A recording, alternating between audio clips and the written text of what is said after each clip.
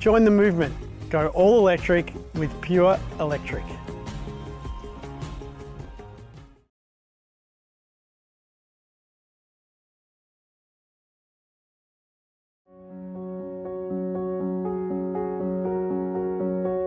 We bought the house about 13 years ago now, and it was the worst house in the street, guaranteed.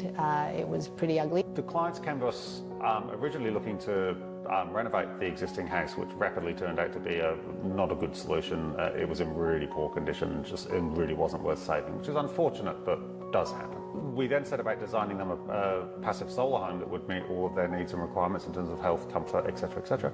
And along the way, we discovered Passive House, and that was both them and us discovering it. It was the start of our Passive House journey. It's been going for a few years now. Passive House, as far as I was concerned, was an end outcome. It met the requirements that I wanted in a house. I wanted a house that was not freezing cold in winter, not stinking hot in summer. Passive House just happened to be able to provide those features as part of the design that came with the house. The house is a lovely block of land, but it has a few challenges. So north is to the street, and it all falls away from the street as well. So we've ended up with this quite lovely courtyard design, which is quite inefficient in terms of a floor plan in many ways, but has led to this very elongated house with this beautiful green roof up in the middle section that divides the front half and the back half. So therefore these green roofs are this very elegant and yet incredibly practical solution to quite a few geometric challenges that we faced.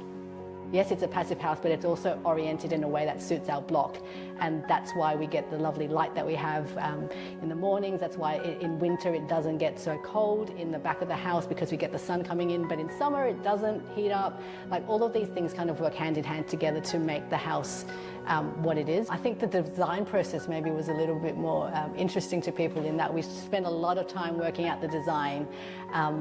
We actually deliberately took a lot of time to make sure that we got the design right. But as I kind of said to my husband, if you don't get the design right, then you can't bake the blueberries in at the end, right? You've got to have the blueberries at the start before you bake it, otherwise it's not going to work. I think our house would have been a boring Grand Designs episode because there was no drama or issues within the build process that would have captivated the audience of the struggle of building. It was a very smooth process from start to finish. So I've never really thought about it as me having a mechanical ventilation in the house that enables us to kind of breathe in here, because it's always just feels like we have fresh air anyway. So it's never really in my mind that it's mechanical and that it's always on. It just feels natural the way it is. The air's constantly moving, even though you don't notice it moving. So you can pretty much open up your windows whenever you feel like it. You just don't have to open them up for ventilation reasons. We found that we don't open them up ever in winter because it's almost always colder outside. In summer, if it's cooler outside, we definitely open it up whenever we feel like it. When the evening temperature drops, we actually have a window on the south side and the north side, which we open right up, and it takes like a couple of minutes sometimes when the wind is really blowing just to flush all that hot air out. And so, you know, we just open and close the windows whenever we want. So there's a very long hallway through the house that connects all of the spaces together, and it draws you in, and it's got this lovely curved plywood ceiling, which is gorgeous because everyone loves a curve, but it's also mainly to hide the depth of this big green roof that sits over the middle. And then at the end of that hallway, you've got this staircase that sort of takes you up, takes you down, and it's got this sort of tree-like quality with these beautiful timber battens on either side. I love the way that I know that summer is going to be different to winter. So I love being able to sit in the sun in winter time and having that come in, and then not having any of that in summertime.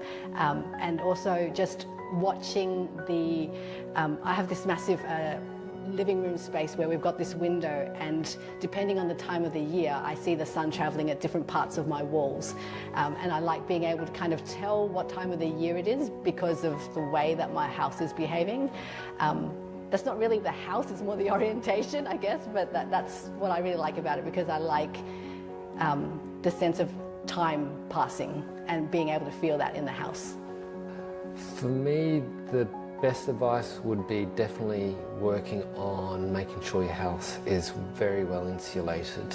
To me, that is the most comfortable facet of the house. The comfort that I have coming into this house of being completely oblivious of what the outside temperature is just very, very convenient.